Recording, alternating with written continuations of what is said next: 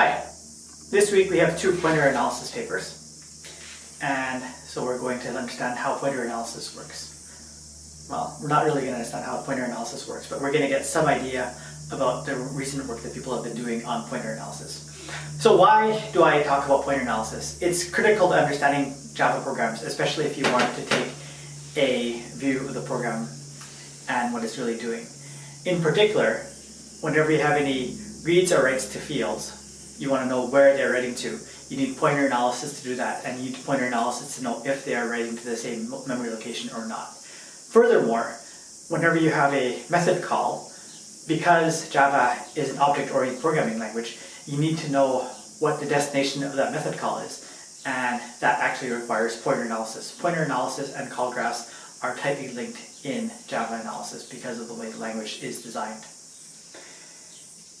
Okay, so there are a wide variety of different pointer analyses that people use, and there are inexpensive and fast pointer analyses, which don't give you a lot of information in detail. And then there are very detailed analyses, which are actually too slow to run on any programs of reasonable size, too slow and that take up too much memory. So even if you were very patient, you still could never finish it. And so of course you want the best result possible, but you only want a result that can actually finish on the program you execute. And so we can use ideas to make that run faster. And one of the ideas that I talked about in my undergraduate class, Programming for Performance, is don't do unnecessary work. And so these papers look at different ways of not doing unnecessary work. I recommend that you start with the paper on graphic. This is the graphic-based heuristics paper. It has better examples, even though it's later than the other paper. I think it's a better paper for you to start with. And so this paper tries to develop heuristics for which methods need highly detailed analyses and which methods don't.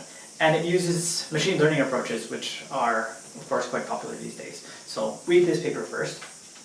And then after that, you can read the other paper on Eagle, which does a pre-analysis to find which methods or which axes or which methods are worth it to analyze in more detail.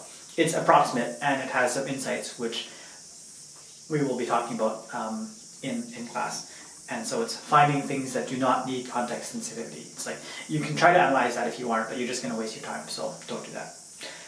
Okay, so both of these papers are quite dense, and it would be unreasonable to expect you to understand everything that's going on in both of these papers for our talk.